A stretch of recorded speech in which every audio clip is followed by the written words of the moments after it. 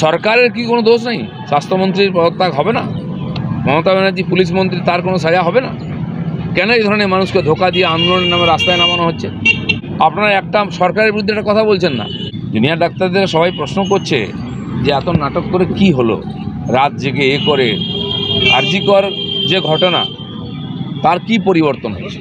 তার কজন দোষী সাজা পেয়েছে? যাদের উনি পদত্যাগ চেয়েছেন তারা প্রমোশন পেয়েছে। তো পেছন থেকে এই আন্দোলনকে যারা চালাচ্ছে তারা মমতা ব্যানার্জিকে বাঁচাবার জন্য এসব নাটক করছে না তো? রাত জাগো, ক্যান্ডেল জ্বালাও, চল রাত্রেবেলা বাতি জ্বালিয়ে ছবি তুলে চলে আসে। এই জন্য কি দেড় মাস ধরে বাংলার মানুষ কষ্ট পেল? স্বাস্থ্য পরিষেবা বন্ধ হয়ে গেল হসপিটালগুলোতে, তার জবাব দিতে হবে না? এই আন্দোলন যে করা হলো, মানুষকে খেপিয়ে কী লাভ হলো? আরে বিনীত গোয়েল কাল থাকবে না, চলে যাবে।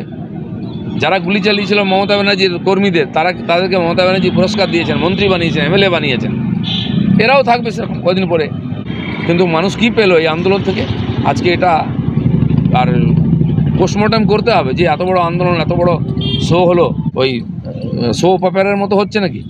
এর রেজাল্ট চাই এবং এর পরিবর্তন চাই। কেউ গ্যারান্টি দিতে পারবেন ওই ডাক্তাররা? আবার ডিউটি করলে রাত্রেবেলা আবার কোনো মহিলা ডাক্তারের উপর এরকম হবে না?